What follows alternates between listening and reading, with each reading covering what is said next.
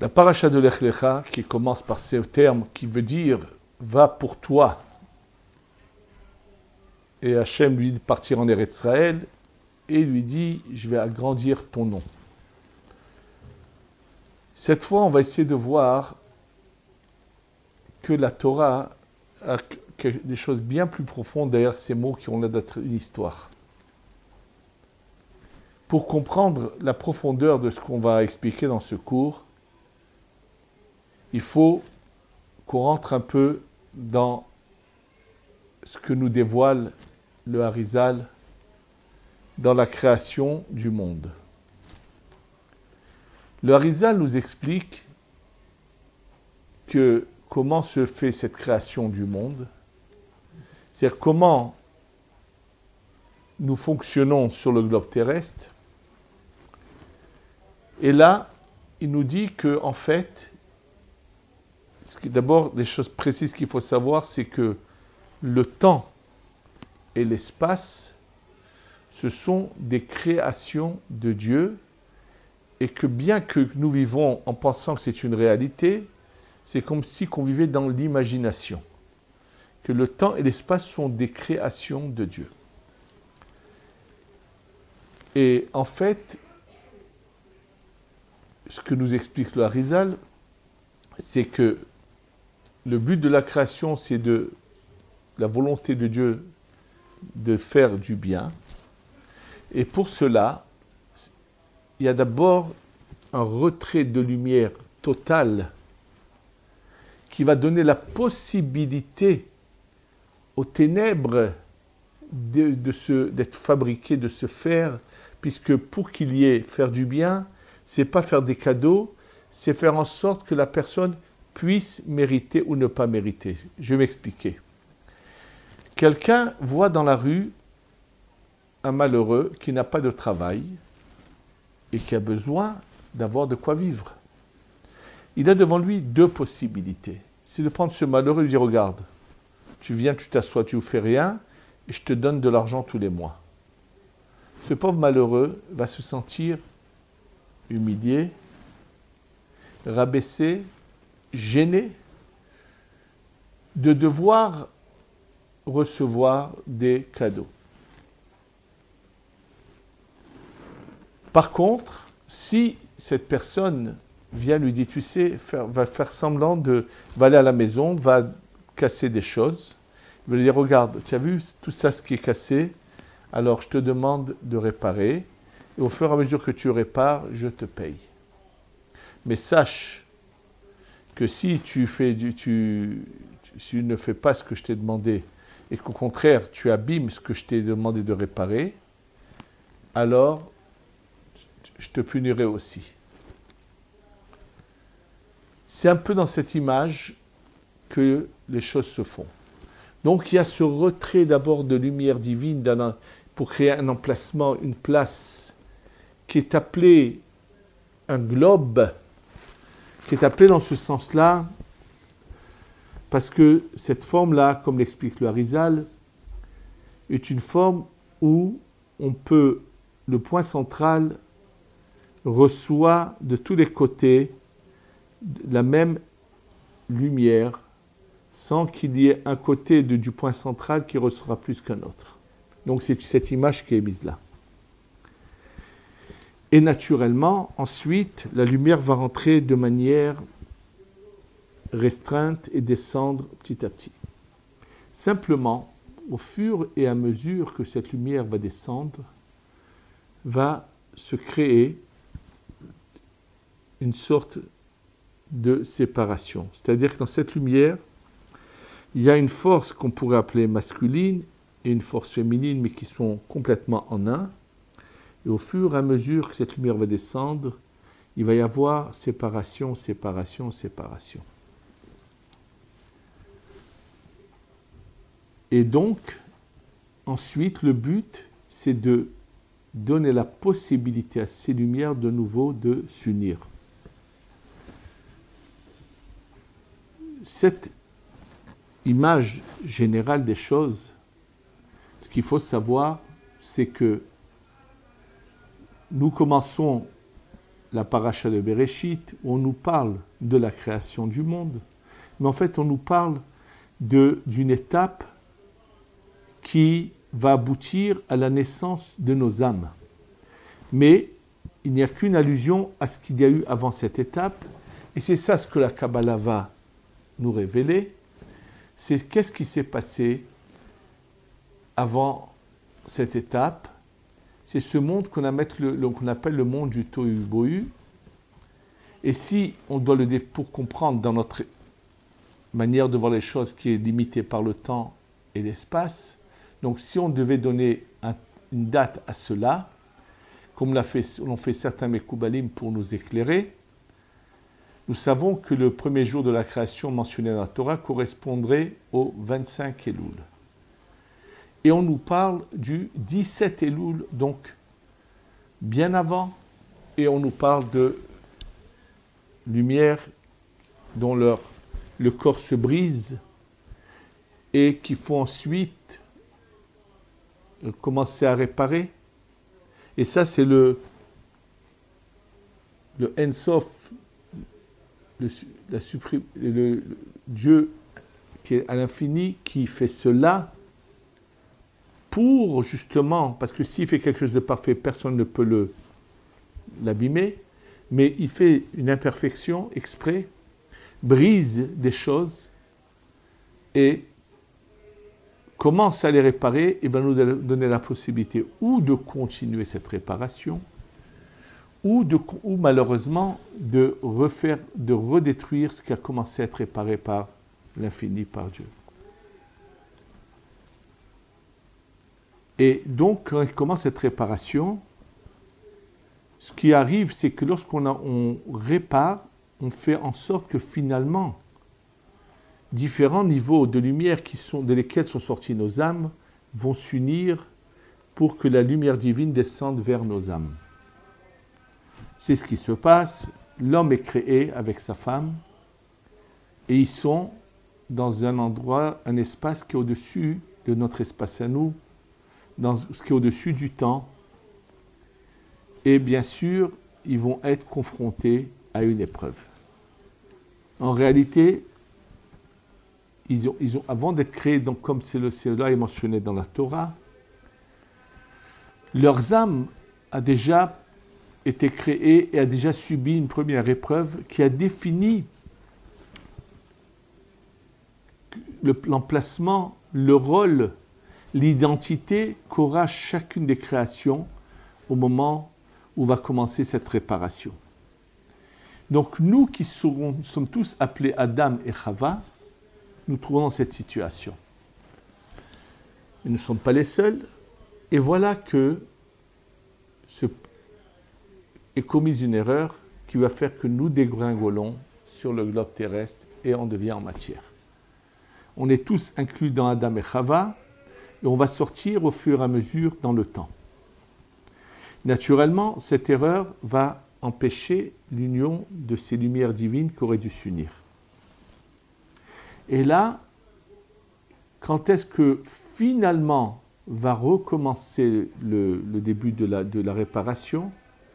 Ça va être avec la réincarnation de Adam dans les trois patriarches qui sont Abraham, Yitzhak et Yaakov.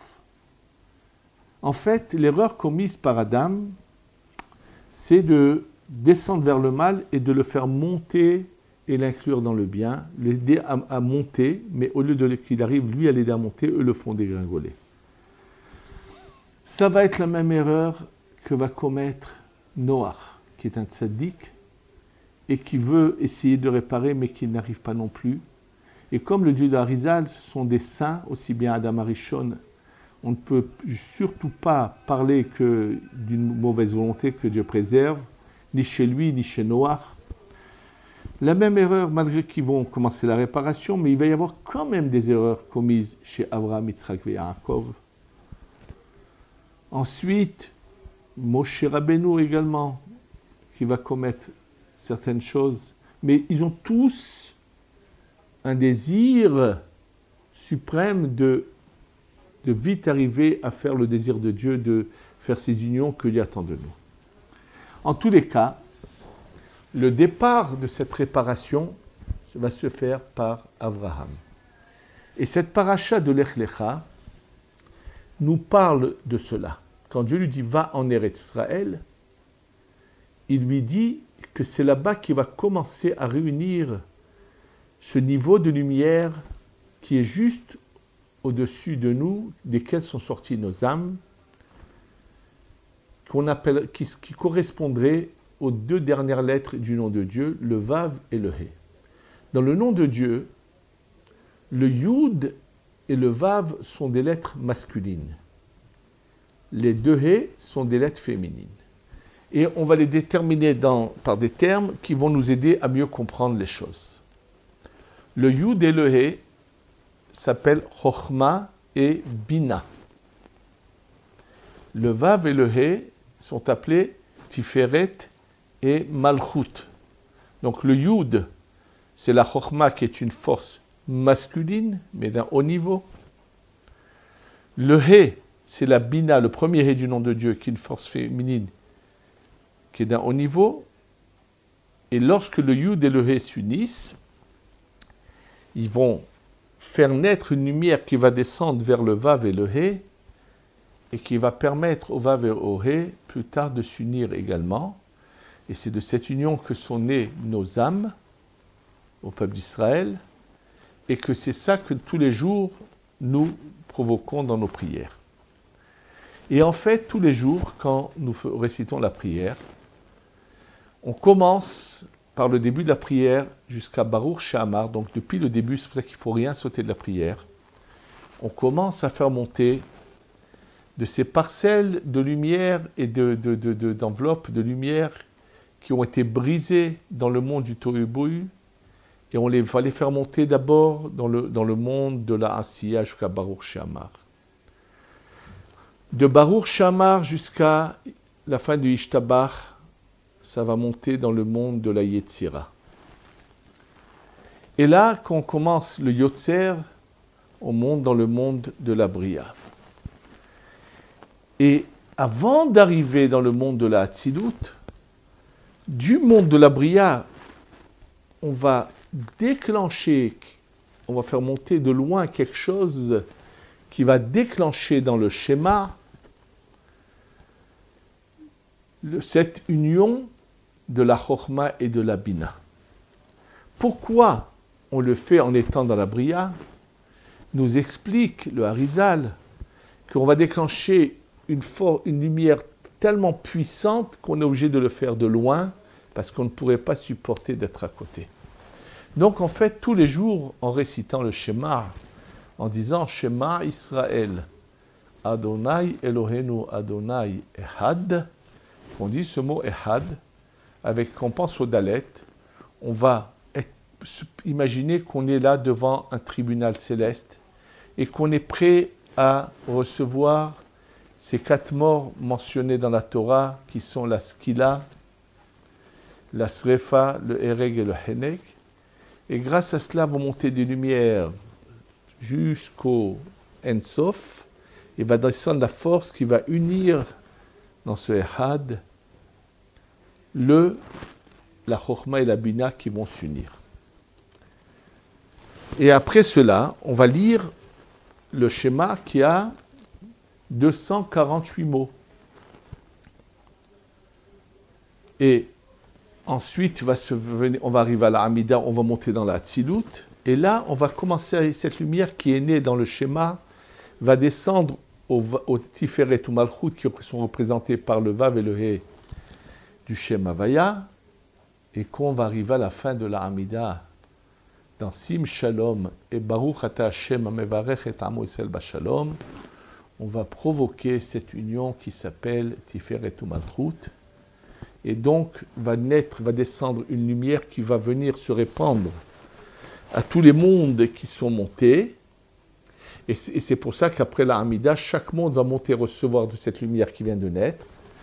Et c'est à Alenu le Shabeach que les mondes qui sont montés au début de la Tefila vont redescendre avec ce plein de bénédictions, de lumière vers le bas et vers chacun de nous en fonction de la Kavana qu'il a eue.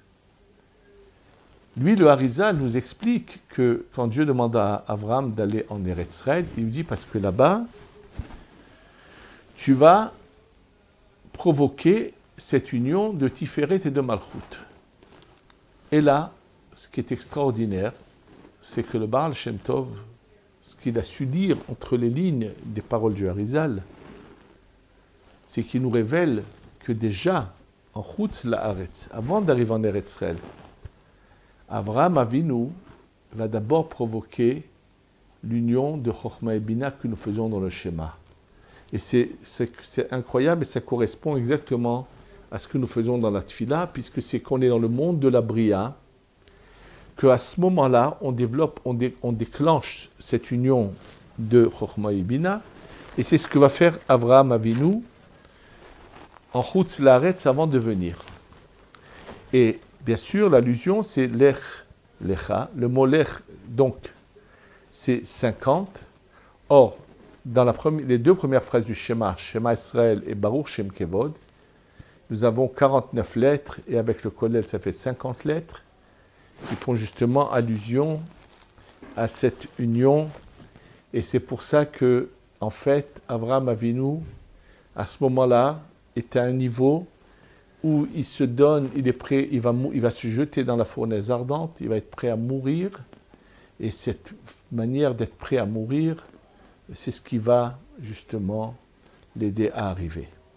Et d'ailleurs, nous dit le Harizal, que tout celui, si on était prêt au moment où on dit Shema Israël, Adonai Elohenu, Adonai Echad, quand on pense à ce mot Echad, et on pense à ce mot-là, si on était prêt à faire un tel repentir, un tel choix, prêt à mourir pour Dieu, plus notre pensée est profonde et forte, plus on va diminuer l'exil et on va rapprocher la délivrance. Et il dit, le Harizal, tout dépend de la kavana que nous avons dans le schéma. Et ensuite, en venant en Eretz Israël, il va provoquer cette union de Tiferet et de Malchut, qui va être ensuite amplifiée par son fils Yitzhak, et également par Yaakov. Et bien sûr, ce qui se fait qu'au moment de la Tfila, à l'époque du Beth Amikdash, se faisait en Eretz Israël de manière continue, sans interruption. Ce qu'il faut qu'on sache, c'est que le but, c'est de nous élever, parce que finalement, en fin de parcours, tout montre d'un niveau. Et non seulement que nous allons retourner à l'emplacement où étaient Adam et Chava avant la faute, mais si on comprenait la profondeur, quand on nous dit que le nom de Dieu va changer et le Vav et le He vont être un Yud et un He, Adonai Echad Ushmo Echad, Yiyeh c'est Yudke Yudke, ça veut dire qu'il va y avoir quelque chose qui va monter, qui va prendre la place du Vav et du He. Et cela, si les gens étaient conscients du rôle, de la grandeur, de ce pouvoir que nous a donné Dieu à travers notre âme, on se donnerait vraiment de tout notre cœur au service de Dieu sans s'arrêter. Et en fait, quand la Torah dit à Abraham et elle lui rajoute un He, parce que quand Abraham fait cette union de Chochma et Bina, donc il fait cette union du schéma, combien il y a de mots ensuite dans les parachutes du schéma? 248. Or, quand on rajoute un He Abraham, on fait Abraham, sa valeur numérique est de 248. Donc vraiment, Abraham va commencer la réparation. C'est le début d'une histoire, mais il doit se débarrasser du mal qui est en lui. Donc c'est Ishmaël qui est éjecté, mais d'un autre côté, dans ce monde de Tohu Bohu, où il y a une âme qui était tombée dans Canaan, grâce à Abraham, elle va remonter dans la sainteté, c'est celle de Eliezer, son serviteur. Il va donc aider une des âmes perdues dans le âme du Tohu à revenir En fait, pendant ces 6000 ans, il y en a qui vont se perdre, qui vont tomber en bas, et il y en a qui du bas vont avoir la chance de remonter. Et c'est le cas de tous ceux qui font leur conversion, qui ont la chance de, finalement, tout ce sacrifice qu'auront fait Adam Arishon, Noach, Avraham, Yitzhak et Yaakov, pour aider ceux qui sont en bas à remonter, au moins ça aura profité à tous ceux qui auront compris cela et qui auront fait ce pas de la conversion et seront remontés vers le haut. Au moins leur sacrifice n'aura pas été pour rien. Mais ceux qui sont déjà en haut, qui ne tombent pas, mais qui continuent au contraire à monter et à monter. Et c'est ça ce qu'on doit comprendre, que cette parole de Lech Lecha, qu'à chaque fois que cette paracha s'adresse à chacun de nous, Dieu vient nous dire Lech Lecha, monte, avance, grimpe, sois prêt à te donner à Dieu. C'est ça ce que Dieu attend de nous. Cette parole de Lech Lecha nous pénètre, qu'on sache aller dans le chemin de Avraham, Yitzhak et Yaakov, qu'on réussisse ce dernier examen de passage et qu'on ait la Geoula Shlema, Bimhera Beyamenu. Amen.